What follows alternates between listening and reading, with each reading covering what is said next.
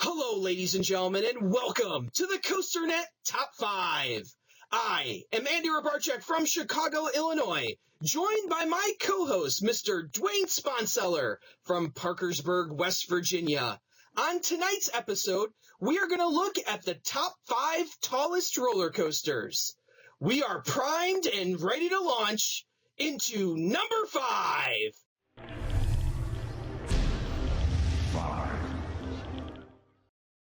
Superman escaped from Krypton at Six Flags Magic Mountain. Superman Escape from Krypton was built in 1997 by the Intimidator Company. The LSM launches riders up a 415-foot tall tower at speeds reaching over 100 miles per hour. The entire coaster cost $20 million to build. Andy, now you've ridden this coaster. What are your thoughts on it? You know, this one I thought was really, really interesting as a coaster. It's really the first coaster to break that 300-foot barrier that we've seen a lot of coasters since then break. It's a lot of fun. That launch is really amazing. It just really gives you a lot of power. And then flying up that tower and experiencing that weightless feeling and then coming back down to earth is really a ride experience that you really don't get very often on roller coasters. Personally, I do not like the fact that they've turned the cars around so that now you get a backwards launch up the tower, and then you're a face-first fall to the ground. I think the experience of the wind in your face coming off of that 100 miles an hour is one of the pieces of this ride that it's currently missing. When you have a launch of that speed and that immense power, that's where you really want that wind in your face. Yeah, it's a lot of fun to fall, 300 plus feet down, straight down, but I think that launch would be so much better if they turned the cars back around like it was originally intended. But overall, definitely number 5 on our list here for tallest roller coasters.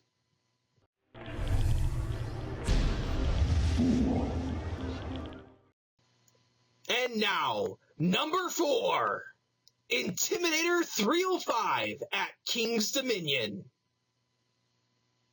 Intimidator 305 at King's Dominion opened 2010 and was built by Intamin. It cost the park $25 million to build, and it takes riders up 305 feet while dropping them 300 feet, reaching 90 miles an hour. Dwain, what are your thoughts on Intimidator 305? Well, the biggest thing I love about this, Andy, is people really thought that this ride was going to be a mix between Maverick and Millennium Force. That was the big hoopla that was out there on the internet and this, social media. And in a way I can see that, but then in a way it isn't. I really, really enjoy the quick ride to the top. The drop is real exhilarating.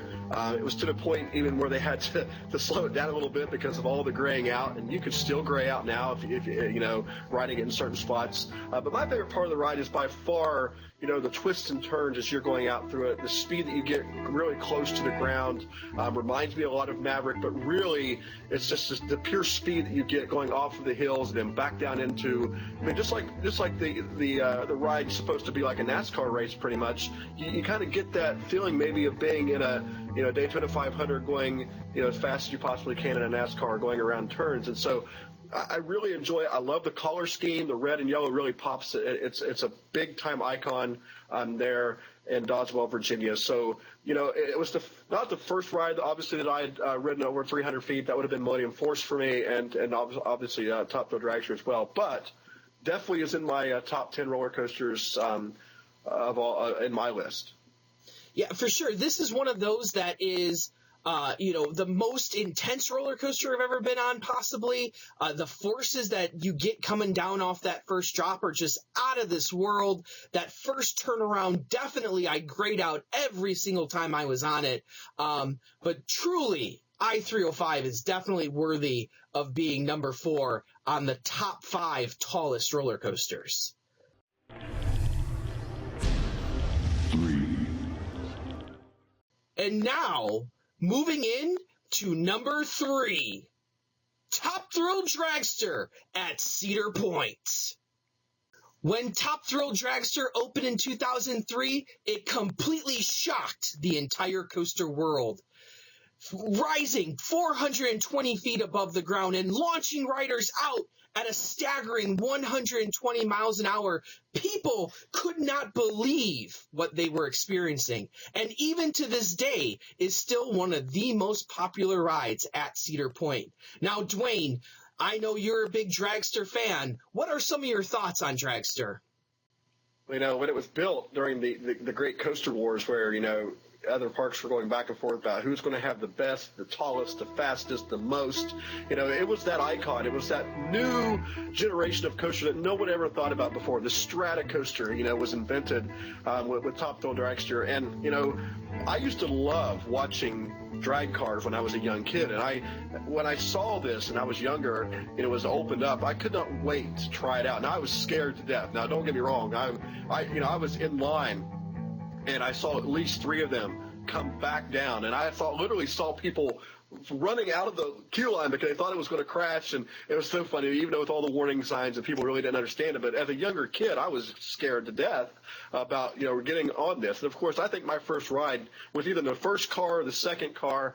And, you're going out there, your heart's racing 1,000 miles an hour, not expecting what's going to happen. You don't realize that when you get pushed back a little bit, of course, we've all ridden it now, and you get that little pullback before it launches, so you're ready for it. But the first time you ride it, you have no idea what that means. And all of a sudden you take off and your eyes start watering, and the experience is unlike anything you've ever felt before. And I know there's a faster coaster overseas in Abu Dhabi at Ferrari World, but this, if you haven't had a chance to ride this is one that you've got to get to Cedar Point and try. If you've never tried this or King Ka or even Superman for that matter, this is one that you really got to put on your bucket list of coasters. And definitely, and if I could make one suggestion to all the listeners out there, that ride it in the front row. If you've never ridden Dragster in the very first row, you haven't lived yet. It is a completely different ride in that front row, and it is just staggering the speed that you feel launching at that 120 miles an hour. For sure, I think it's totally fitting, once again, that this ride is on this top 5 list, and number 3 spot for the top 5 tallest. I think it's definitely worthy of that role as well. 2. Launching into number 2 now, we have Millennium Force at Cedar Point. Intamin, in 2000, was able to complete the first full-circuit roller coaster to reach 300 feet. Riders were lifted at 311 feet with a beautiful view of Lake Erie, while then dropping 300 feet back to the ground at speeds of 93 miles per hour. Then they go out and back across some hills and turns, and to this day, it's one of the most popular coasters, not just by what people say, but also by awards that the world has ever seen. Andy, it's at your favorite park. It's at your home park that you consider your home park anyway. What are your thoughts? Truly, the future is still riding on Millennium Force. The golden tickets alone that it has won consecutively over the last few years is amazing.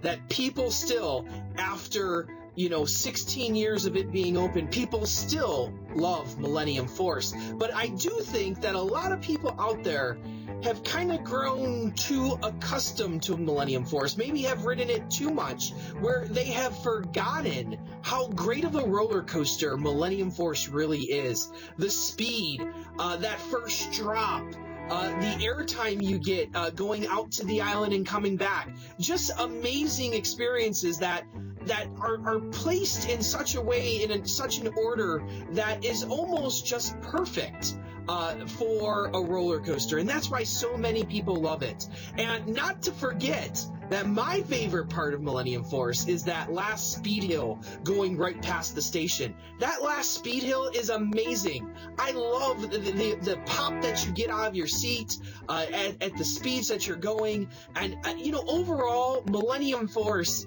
is one of those rides where I don't know if it's ever going to be topped, in the polls as best roller coaster. I don't know. There are a few contenders out there. There's always been talk of, rides being better than Millennium Force, but yet to this day, we've yet to see Millennium Force be bested. Yeah, for 16 years. And we're in 2016. It was built in 2000. And yet when people think roller coasters, I guarantee you if you were to poll 100 people, 95 of them, the first coaster they're going to think of is Millennium Force. Definitely. So definitely number 2 on our list here for top 5 tallest roller coasters. And now we get to the granddaddy of them all, the one that might actually beat Millennium Force in the golden tickets. 1. Indeed, our top tallest roller coaster at number 1 is Fury 325 at Carowinds.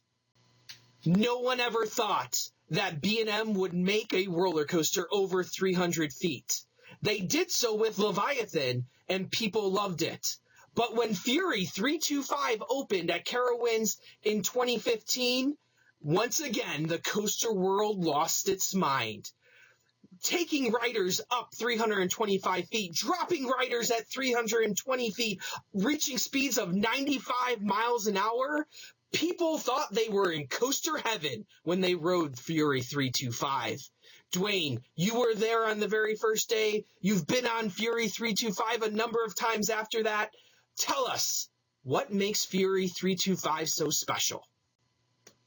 I tell you what, I could go on and on, but, the drop is what it is. It's one of the best drops you'll ever experience. As great as Millennium Force's drop is, this one's that much better. I mean, you don't really have the surroundings, there in Charlotte that you do at Lake Erie, of course, so maybe the ambiance around you isn't as great.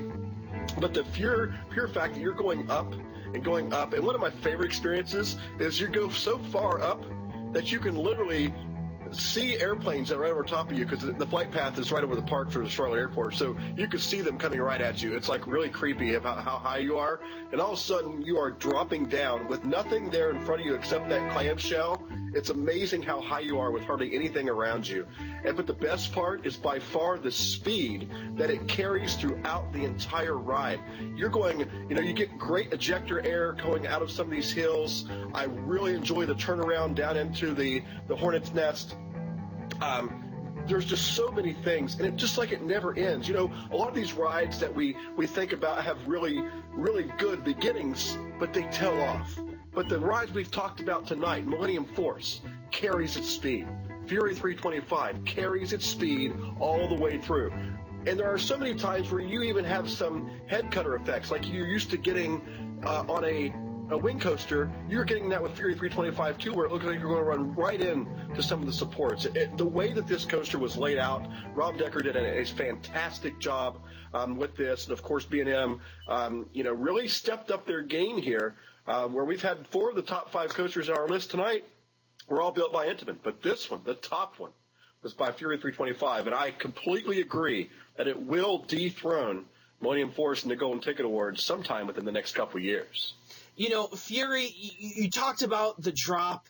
Amazing first drop, out of this world first drop, going into that second hill with the airtime that you get off of that. And I think by far my favorite part might be the treble clef turnaround that I call it, into the Hornet's Nest. That is just such a fun experience. But then you move into the second half of the ride and you get that more traditional B&M floater hill. So it's like almost the best of both worlds. You get the speed and intensity on the first half.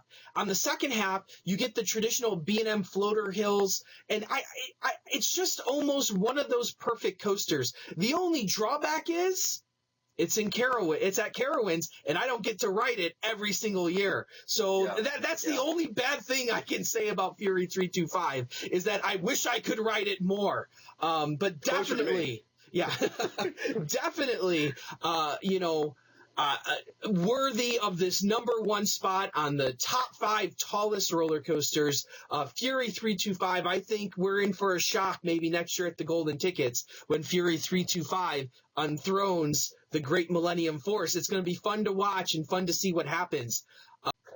Thank you, coaster fans, for joining us here for the top 5 tallest roller coasters. But next week, you're actually going to be the ones who get to select the top 5.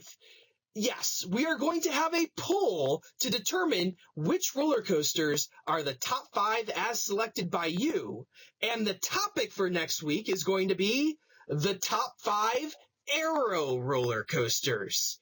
So, coaster fans, get to voting right away. You can find the link to the poll down below in the comments section. And we look forward to talking to you again and revealing which top 5 aero roller coasters you selected to be on that list.